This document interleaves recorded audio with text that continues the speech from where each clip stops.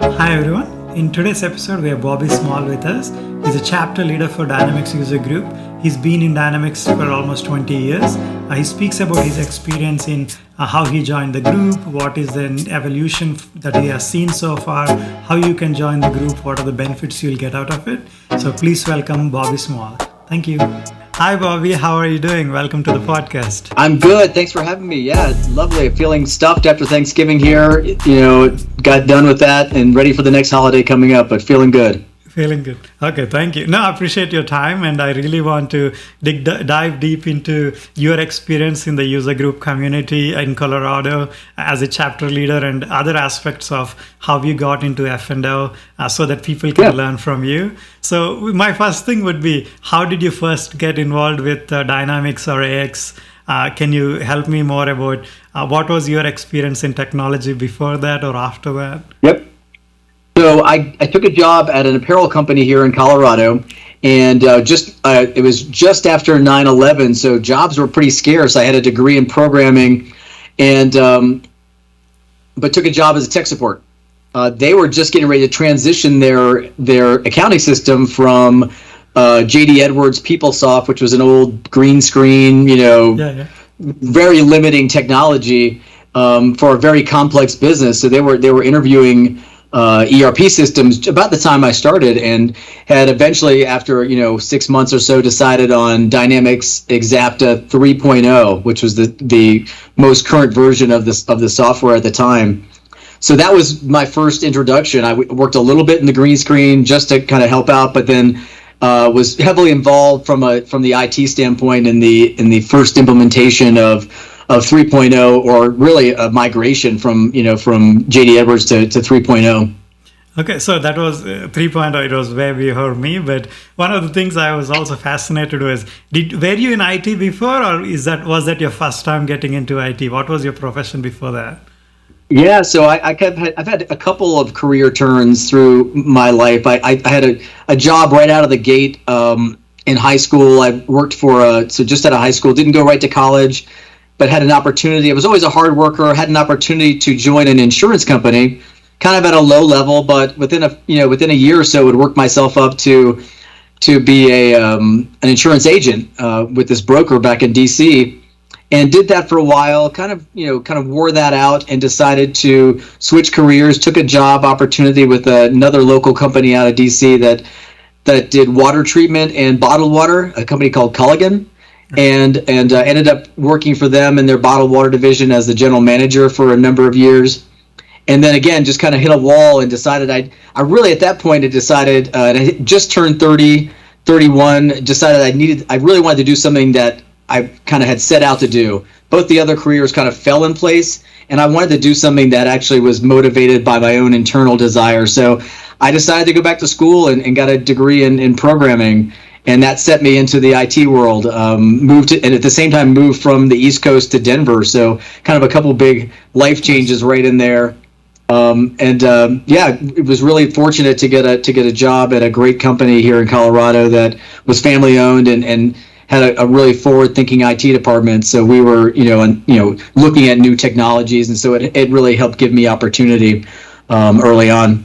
No, that's great. I mean, one of the key things is I think a lot of people feel like there is either they are too late to get into IT, or they feel like, oh, I've took a wrong turn. But your story kind of tells about like taking that leap of faith, right? But also, I think the current generation, maybe you can give some insight from your end. Previously, you needed to be in learn programming, other code languages. But now the barrier has come down drastically, at least for D365 or Power Apps and other things, right? So you don't need to be a technical person to join this and learn. So can you give some pointers or suggestions on how people can still change their career, or whoever is new, they can also, if didn't study anything technology, they can still get into it. So with your experience, and you met a lot of people in your community, right?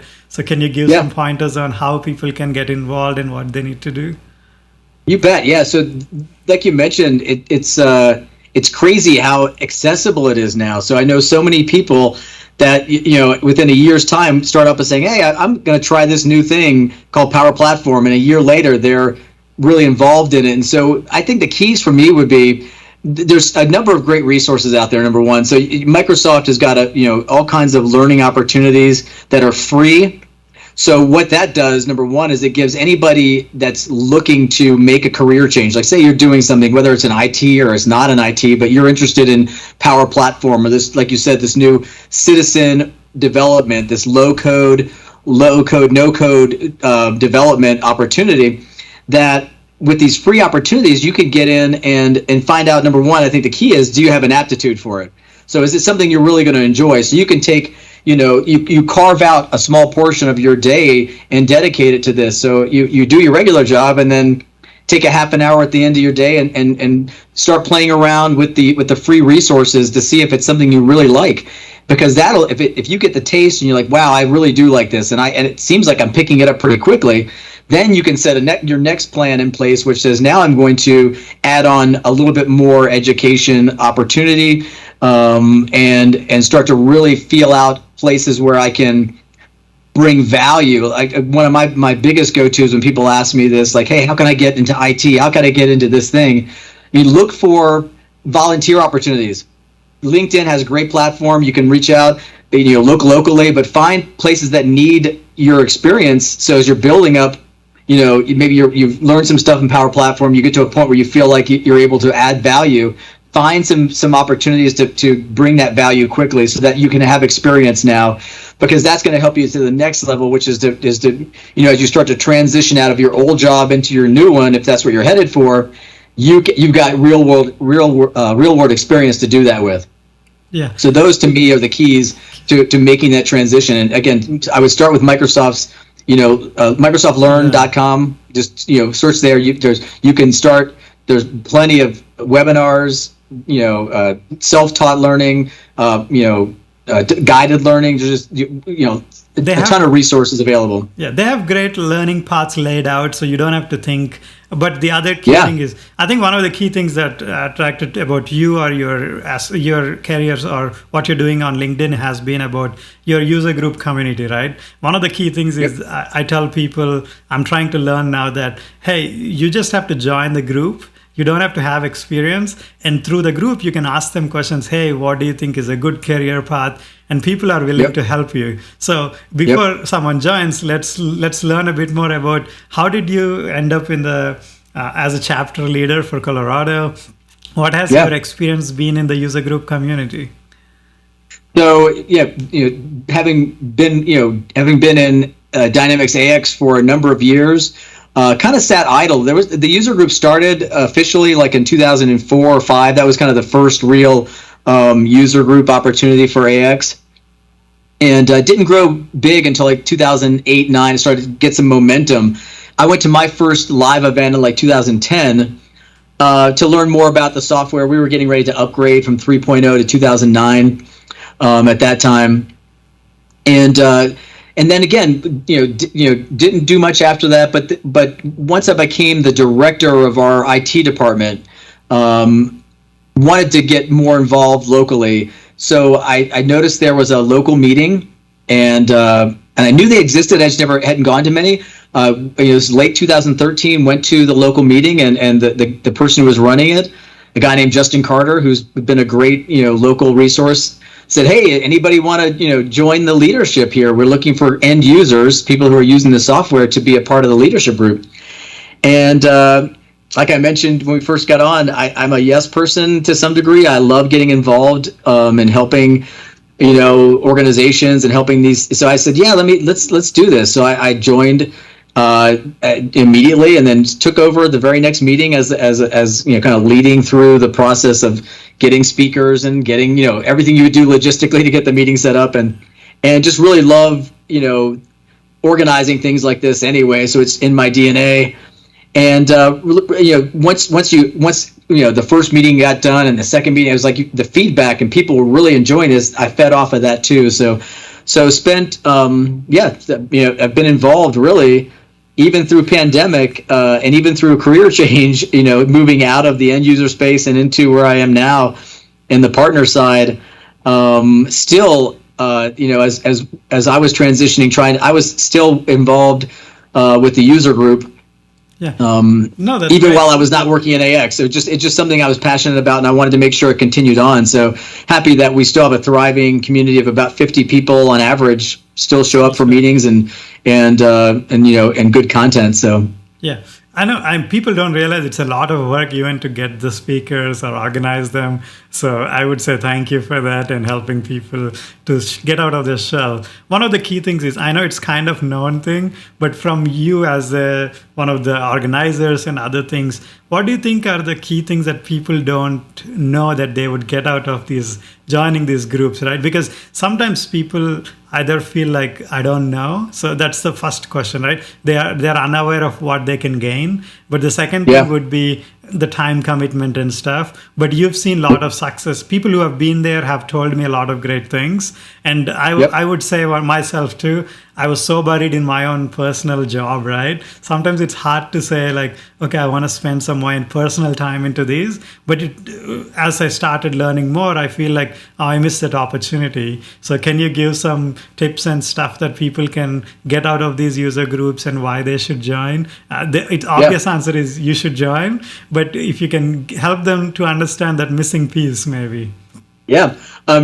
First of all, I want to give a quick shout out to Michelle Peters, who helps me organize. I mean, it's like you said, it's a bit of work. It's not a terrible amount of work, but there's a bit of work there. And Michelle and I have been working the last year in Colorado. She's an end user here with an oil and gas company, and it's great to have another person to work off of. So I just want to give her a shout out. Yeah. But to your point, then I think the number one thing, the education is great. We just had a really great meeting, had 4 really engaged, passionate speakers, and that keeps people coming. But I think the networking, when you see at every break, one of the hardest things to do is to get everybody back in the room because everybody's spread out talking and enjoying the company. I still see people that I met, back in 2010 at the very first summit I went to, and certainly people that I met when I took over as the chapter leader. So the networking to me was really the number one piece out of this. When I went to when the pandemic hit and I left my end user, I was early 2020, and I decided I wanted to kind of think through my career. I'm big on this. It's like I spent a lot of time thinking about this, and I wondered if it was time to move in a totally different direction. And so I wanted some time to really think this through, and I ended up staying in touch. Like I said, I stayed in touch with the user group. I tried to keep it going, and through that, was talking to a couple people that I knew through the user group who said, hey, we know of a good opportunity over here at Ellipse Solutions, where I'm working now. And they're like, you should, and they, so again, that networking side never dies. It doesn't matter where you are in life, whether or not it's, at an event, in personal life. I loved making these, break the barrier connections. It's not just about business, it's about personal connection. And for me, that's the number one thing you'll get out of attending these user groups regularly, especially locally, because most times they're happening every quarter. So like you said, it might be tough to feel like, I don't have time, but I feel like everybody can break free for a couple hours out of, once every 3 months to get together and again, further your career in that networking side, the people I mean, we're seeing a lot of involvement from Microsoft now in the local communities. Yeah. Especially in Denver, we've got a really good group of people who really see the value, and so we're getting a lot of Microsoft participation. This is invaluable contact. If you come, especially if you come prepared, like you said, I'm going to come prepared with questions and with an agenda of what I want to accomplish. It's not just show up and pull my laptop out and start working. It's show up with intention and I see that, Bobby's going to be here. I got a couple of questions I want to ask him. I see that Michelle's going to be here. I want to ask her how she does this. I see that Brian is here from Microsoft. Let me ask him a question or two. Yeah. I may not get this opportunity again. So that's where the magic is in user groups. No, I think that's the key thing, right? Even like me meeting you virtually, I think I've got this opportunity through podcasting, but I think when I definitely will make time and come there. But I feel like, I think that's very invaluable. You can connect with people on LinkedIn, but it's never the same. But once you meet them and then you connect later, it changes all of your dynamics. You can understand inside jokes kind of a thing. And the other thing also I've learned is it's not all about work, right? When you come and you meet people, you get to know them, you get to have fun and spend time. The other thing also I would just add, and I think you can emphasize on that, is what I realized so far is over the years I've been working in this industry, working with some great people. But the thing is, it's limited to where I am and what people I work with. But once you go to a user group community, it expands all of your connections, right? You only know the manager you work with, but when you go to communities, you get to meet 10 managers, 15 managers who would never know. And whatever your energy or whatever you feel comfortable, that is something that will resonate with other managers or other leaders. And you might be called in for some various jobs, or there might be an opportunity laying down for you. And I've seen some of those success stories on LinkedIn, but I think that's the other thing people can look at. Totally agree. I mean, even if maybe you're not the most, extroverted person, you could still even just soak up the conversation around you. If you're a little shy, you're right there with the conversations that are happening. Like you said, that synergy between manager A and manager B from two different industries talking about the same processes but slightly differently, and a different idea on how they've solved problems, and yeah, there's just so much value to that. Again, even if you are not yet comfortable, the more you attend, the more comfortable you get, the more you're opening up to the folks that are there. That, yeah, I think it's a huge piece, and I'll point back to LinkedIn. You can use this. I mean, I use the same kind of principle on LinkedIn as well. I mean, I love when I have time, and I make time during each day to go out on LinkedIn and have meaningful interaction. So not just liking a post randomly, but really trying to, if I look at a post, I try to read the content. If it's a link, I try to read the link. If it's a long video, it might take me longer to get to it, but then I can come back and actually comment to the person more directly and intimately, and that creates a bond. Again, to your point, creates that connection that you can build on, just as you would in person. And I think LinkedIn can be great for that if you've got the time and can make time for it. Yeah. And on the other side, I know in your current job, you work with different ISVs, partners, and other things, right? I'm pretty sure it helped you with the community, but can you explain more about what is your current position and what you're doing in the Microsoft space, helping with these ISVs and other things? You bet. Yeah. So I had a huge, like I said, we talked about, I had a technical background. I was a developer. Before I took over as the IT director, I was an X++ developer, and continued developing all the way through my career up until when I left.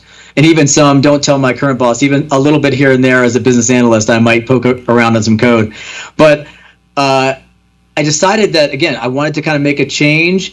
I ended up taking a job as a business analyst at Ellipse, and still felt like it wasn't the right fit again. I was like, man, I've kind of outgrown this. I want to, do something different, something new to my brain and my existence. And so, like you said, I'd kind of already been in the user group community. I've been a community person, a very outgoing person. I do some local theater. I'm a musician, so I'm out there, and I've got the ability to create these connections. And so it made sense when they offered me a job in business development, that it was a really a fun way to further my career and do something different, and that turned into even kind of further defined into channel management. So it just came from I love meeting people, I love making connections, and this seemed like a natural kind of shift, using my technical ability and knowledge in an industry that I know stuff about, and then connecting that to the ISV and partner world to help Ellipse and other partners, kind of what they call, rise all boats with the tide, so that we're going to uplift Microsoft software at the end of the day. And so kind of building out these connections and relationships has been a fun challenge, and I'm excited to take on kind of this really defined role as the channel, partner, alliance manager at Ellipse, working with Microsoft and, like you said, ISVs and partners to find ways in which we, complement each other at the end of the day. Even if it's a partner that might be a competitor in a way, there might be opportunity that we haven't explored, that they're good at something, we're good at something. Maybe that we are sharing opportunities that might normally slip through the cracks. So so it all came about from the idea that I've had the ability to probably be in sales all my life, but it just didn't really find the right opportunity until now. Yeah. No, thank you. I mean, the other thing is, I know that's great. Like you're able to use your personal skills, your creativity. I'll talk about your creativity afterwards, but I saw a few posts from you, and also you have a podcast. You guys talk about your summit and other things. Can you help me understand how did you guys start? Because I would also love to learn how is it going and any tips for me and other things like that. So I did hear recently, I don't know how many podcasts you have, but somebody told me the magic number for podcast was 8. 8. If you get past 8 podcasts, then you likely will keep going. So we just did our 12th podcast just a couple hours ago. We just finished up. Okay.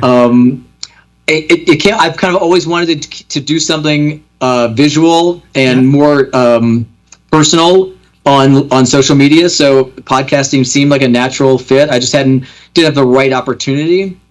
And leading up to Summit, I asked our marketing team if they minded if we started the podcast, just to really kind of talk about Summit and different topics around that, and just kind of as an easy way to come up with quick topic pieces that we didn't have to think too much about.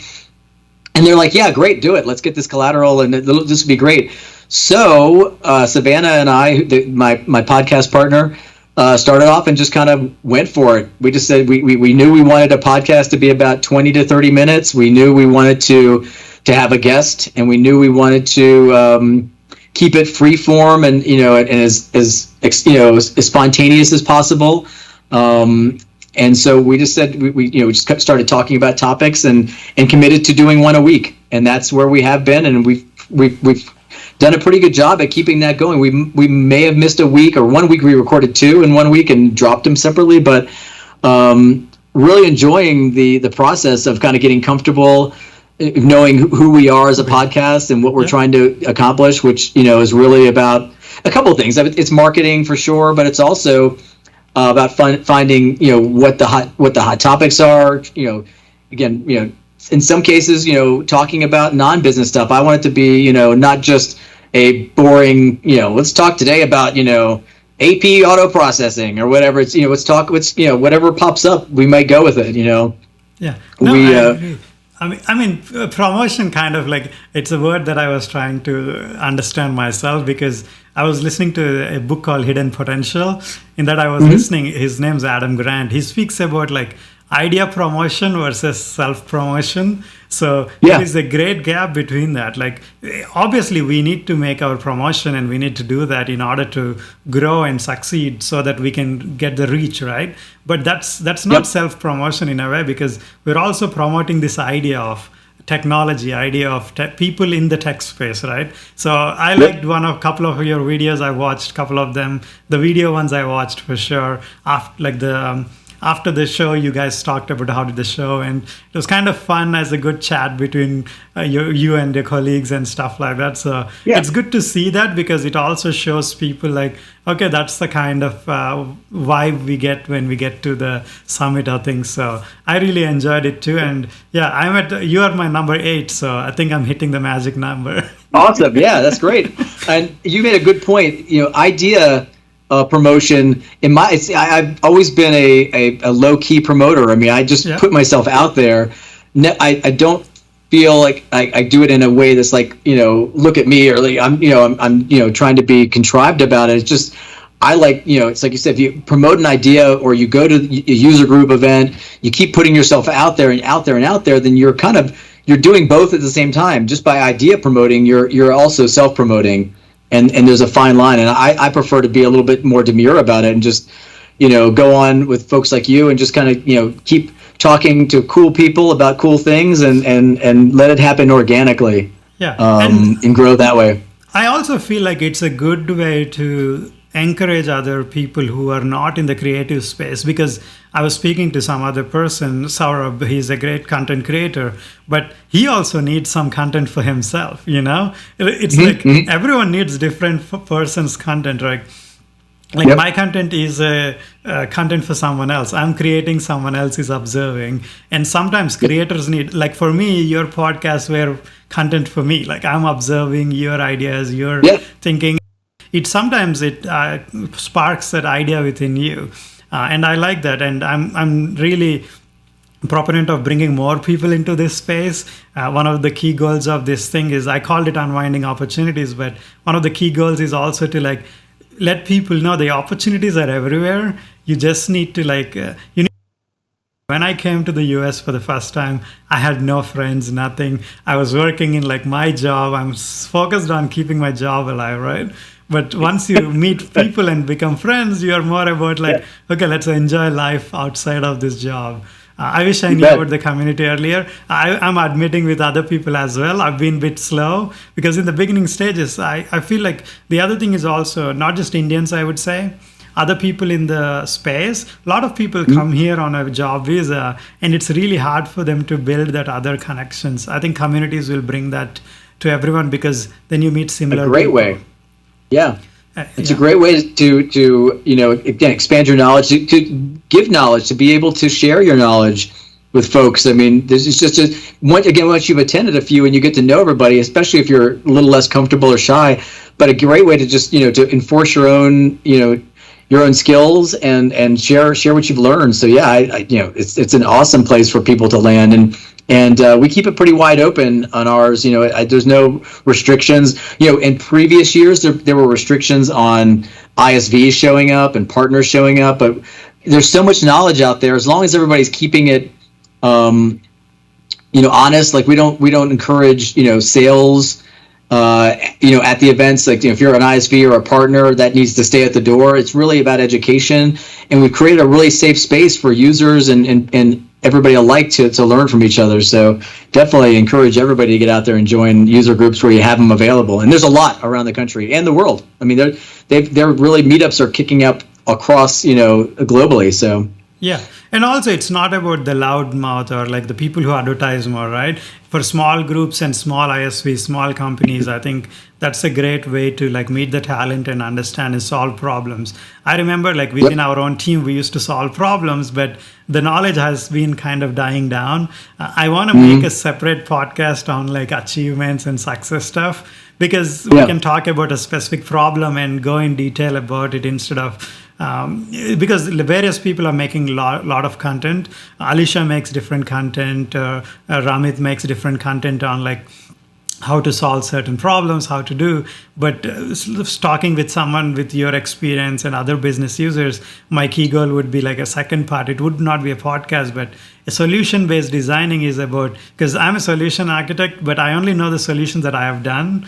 And there are some solutions that I have learned bugs and stuff, but there is a lot of knowledge that is in a lot of these senior people who are going to leave the space in some time, right? That knowledge is being lost at some time. And I learned it through my own company. When one of my bosses was leaving, I realized we have 3 weeks to gain all the knowledge from him. But it's only about my company knowledge. He has a lot more knowledge than from other companies. Wish we could have captured it somehow. So we'll see how that goes. Yeah. That's a passion project of mine in general, is building and maintaining your subject matter expert pipeline, because it's more companies are not doing that. They just get a smart person like you in there and they let you do your thing, and then you decide to leave, and then they've got that 2-week window or 3-week window to kind of download everything, and it's impossible because you're focused on something else, your next position, and they're focused, and so you never get what you really want out of it. But if you have a consistent plan around mentorship and building subject matter experts and keeping that pipeline filled, I mean, just it makes your company layered in a way that's beautiful. I mean, you've got this base of knowledge that's just sitting there and wait. And so then when person A does decide to move on, they may be still a little smarter than person B, but person B is pretty close. And then you've got less of that zone of kind of dead zone where you're waiting to catch up. Because in 2020, there was a lot of people that left end users. Yeah. There was a lot of people that went either to other platforms. So there was a lot of knowledge lost in Dynamics from the end user side, either to partners, ISVs, or just out of the channel altogether. And it takes a lot of time to replace that. So like you said, it's a lot of work to get done in a short amount of time. So it's nice if you're building to it. So if you're a company out there, get an SME program, get a SME program in place, get a mentorship program in place. it doesn't cost you anything but time, and people enjoy it from both sides. With if you're the mentor or the mentee, Yeah. it's a great way to build value.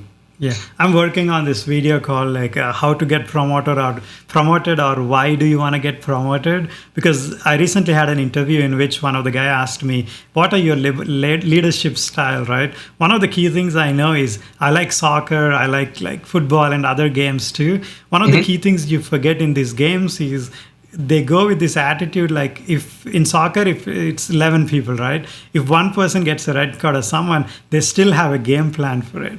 But in IT industry where we spend millions of dollars, we are very late to that. Like sometimes we're only 2 weeks time, right? We never build that mentorship program like, hey, if I am the expert, I'm doing something, I'm never sharing my knowledge to someone, I'm not building my documentation because we are cut down on these timelines. Like we need to get this done, so there is no way for me to document all the steps into a good document, so someone else coming to replace me, or even if I'm on a vacation, they cannot take over. But in sports, we always know if your main quarterback goes, the other quarterback comes in, but he has the same plays, he knows every play, he's practicing every day. So we need to build that.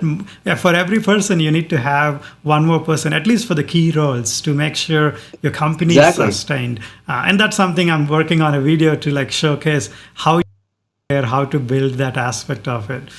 So let's get into your creative ventures, maybe just to get to know you. You're in Colorado now, so what are your hobbies? What do you like to do, and other things around that? So you mentioned that theater is another area where, in like a Broadway level, they have understudies. Yeah. They don't go. I mean, they prepare all summer for a big show, and they can't afford to have the main character be sick or leave or whatever. Yeah. And so they've got understudies. So yeah, so I do local theater in Colorado. I've been doing it since 2006. So I've probably done 15 or 16 productions, all musicals. Okay.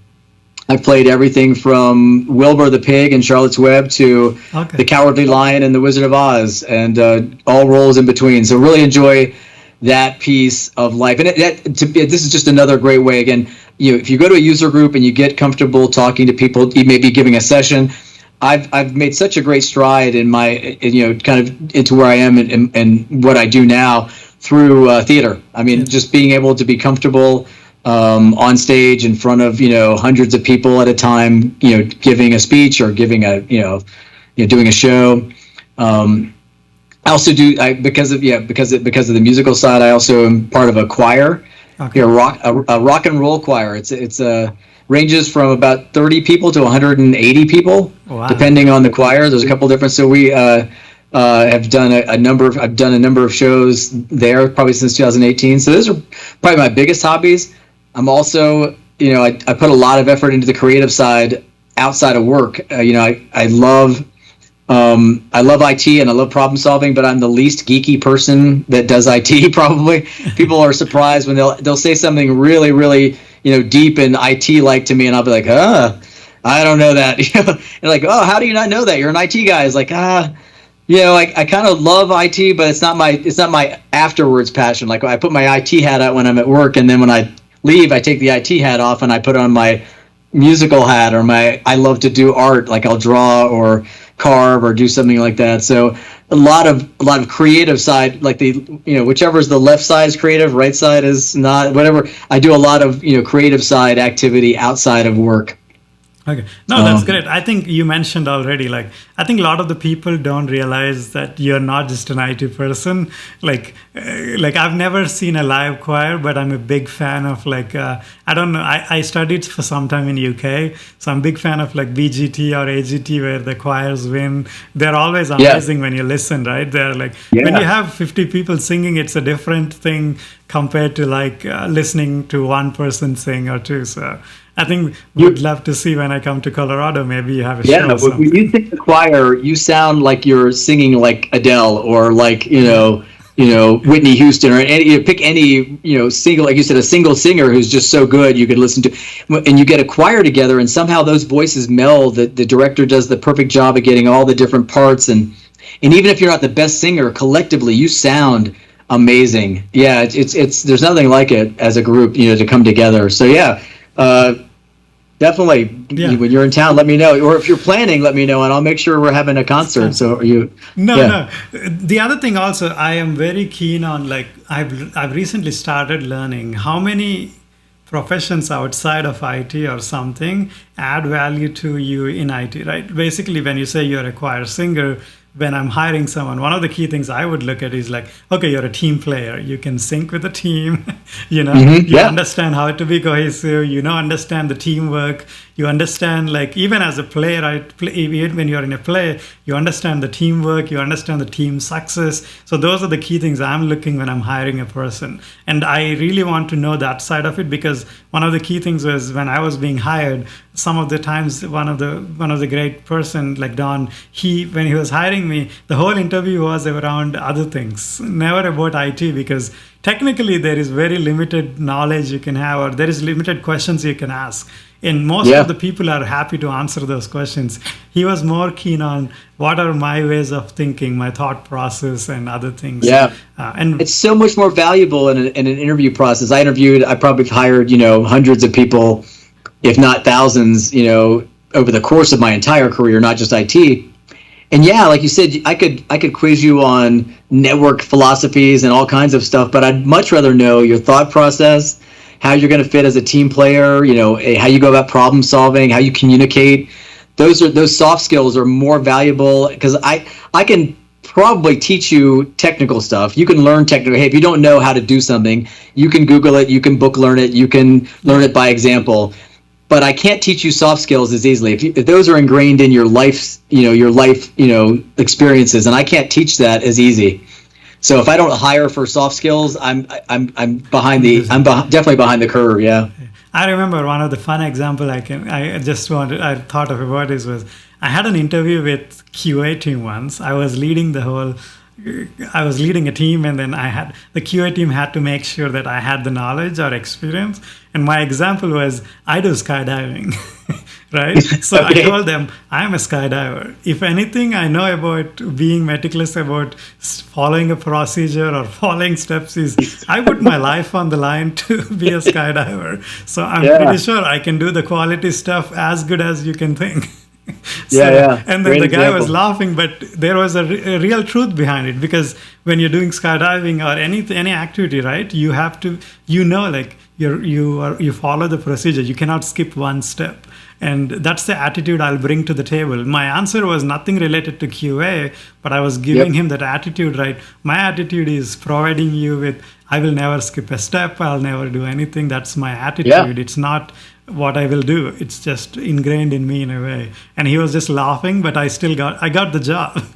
So That's great. No, I love that example. I mean, it's a perfect example of, again, if I were in the interview, that's the kind of feedback I'd be looking for. It's like, like I said, interviewed so often that when I heard a straight out of the book answer, it was boring to me. Like if somebody just answered something that seemed like, oh, I just read this in a textbook somewhere, that kind of real world example of how you interact is so valuable.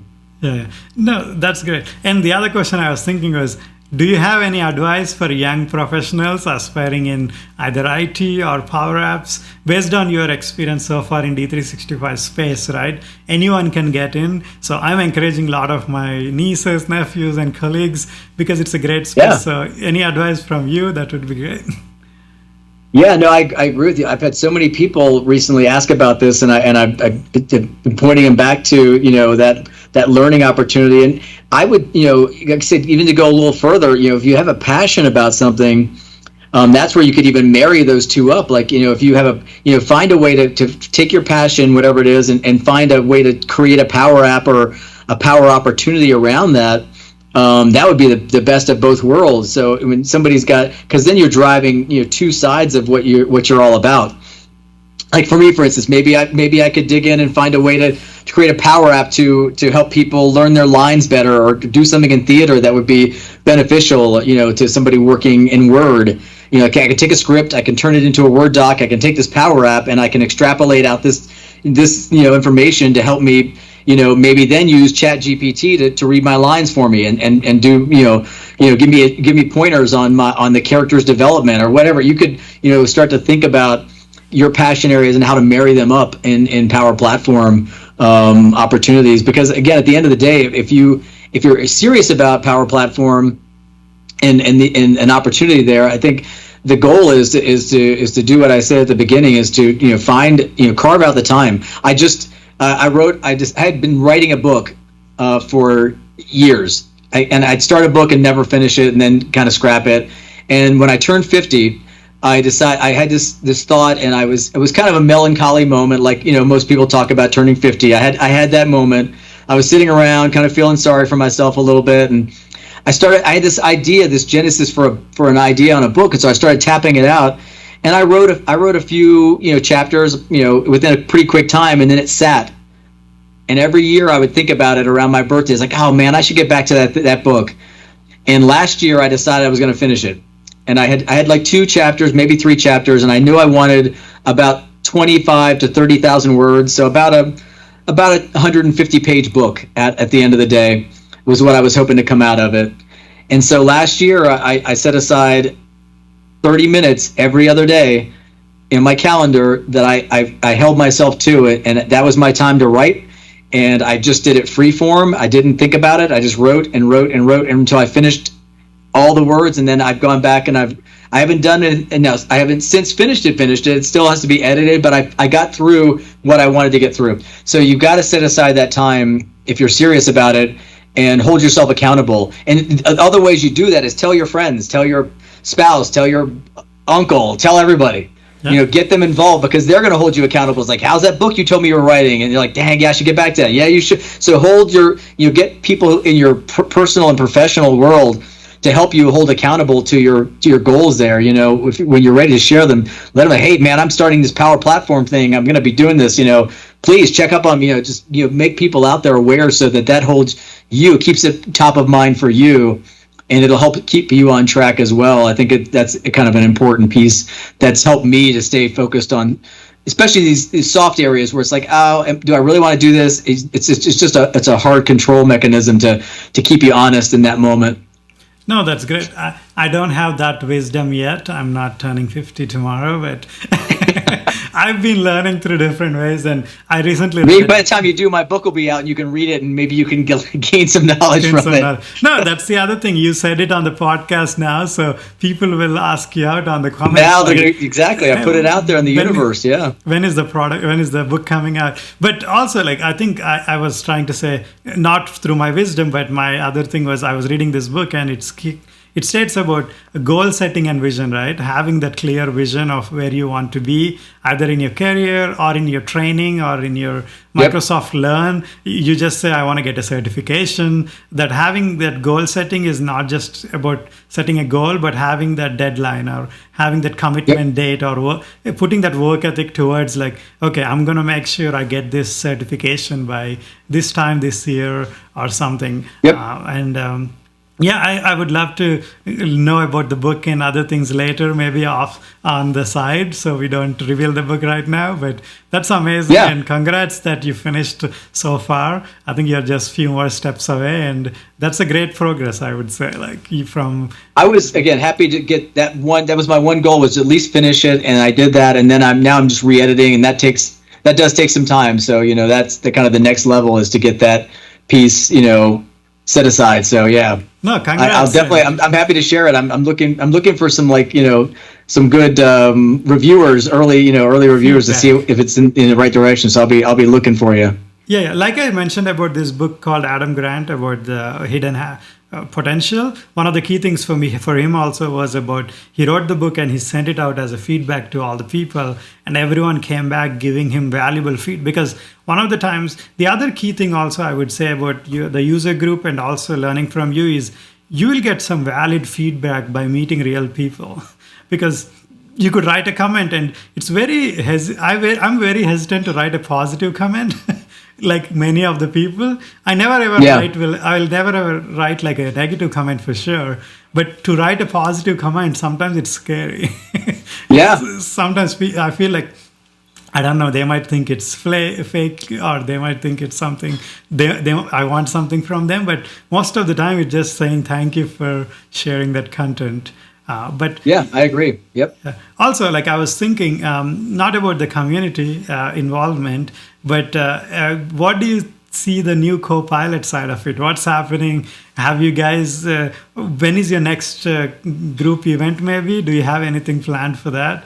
For Copilots everywhere now, so It's interesting, yeah. So my feelings on Copilot, it's. I mean, definitely the potential value is great.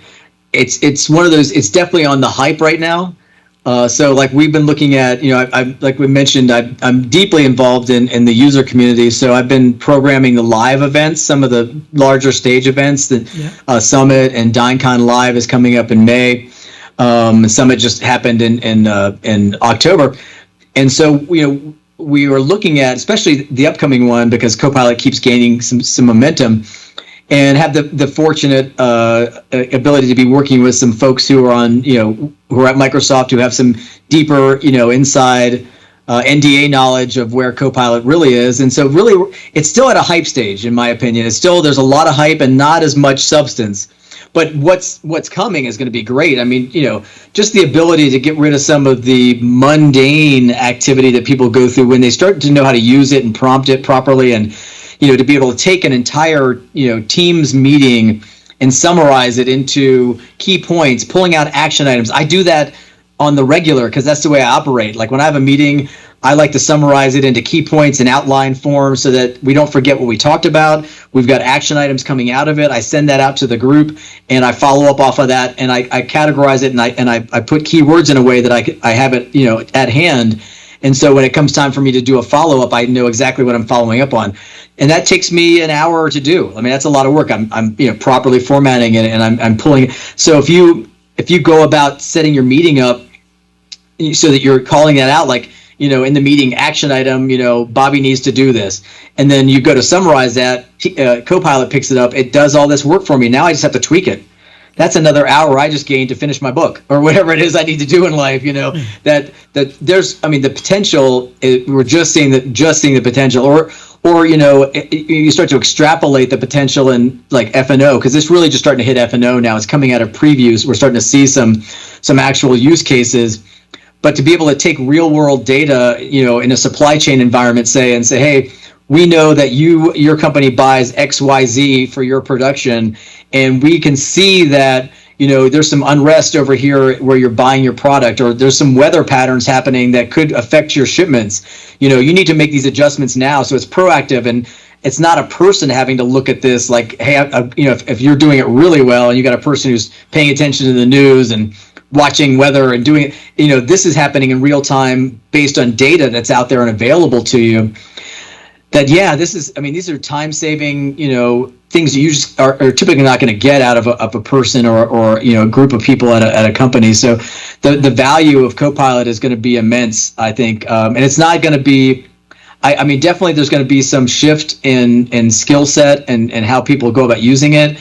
I just don't view it as, I never have, to view this as a negative or I'm going to lose my job, mentality. I always look at it as an opportunity, like we talked about before, like, what opportunities are out there, at any point in life. Like I said, I'm 55 now. I'm at the waning stages of my career as I'm inching towards a retirement age.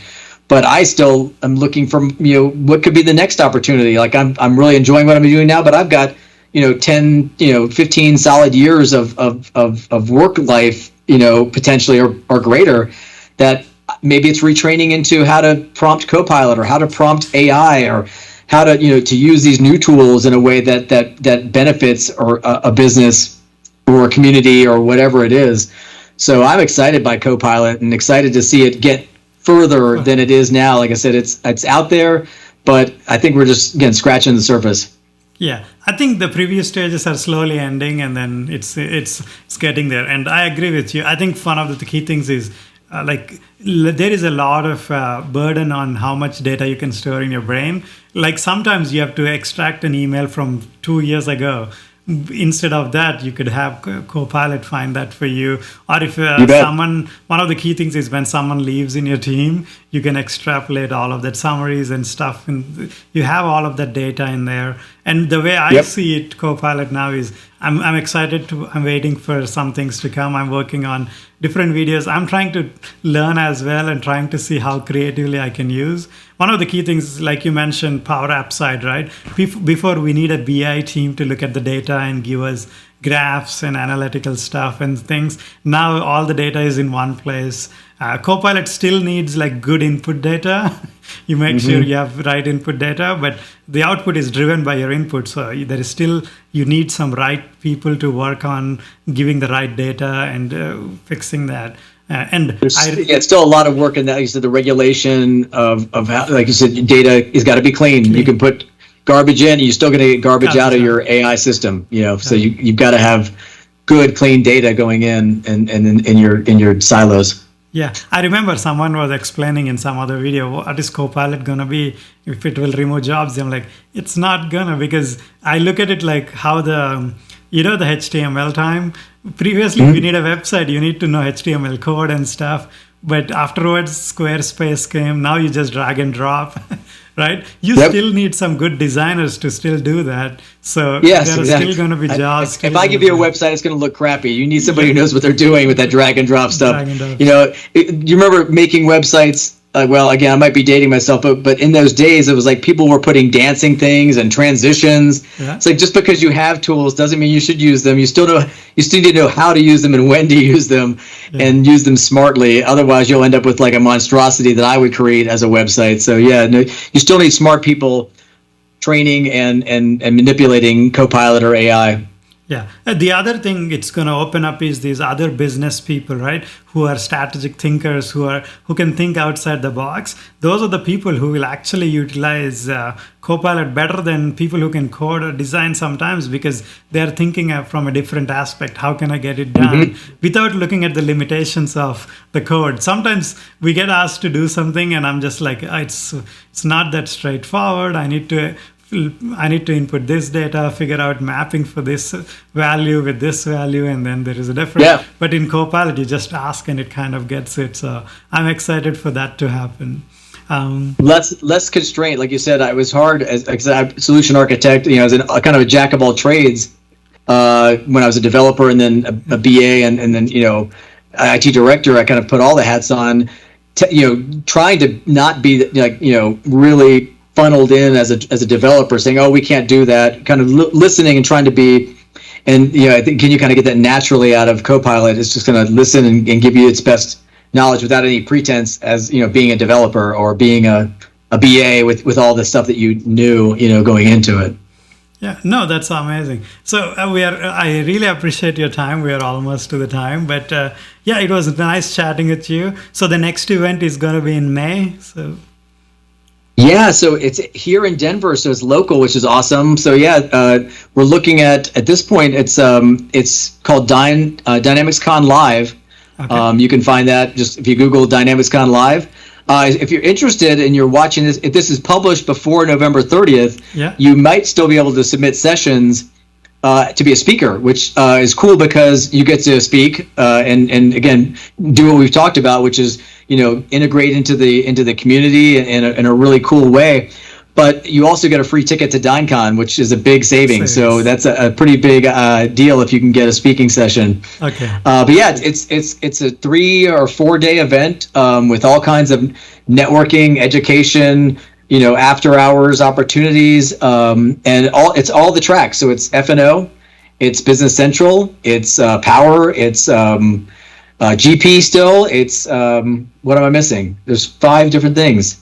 F&O, Power, BC, GP, and CE, customer engagement. So you've got all kinds of educational opportunities, and it's right here in a really cool city. They'll have a lot of fun stuff to do. So I'm excited. We're just going through the session planning part of it right now. So Okay, I'll publish it today, so people might have still a couple of days time.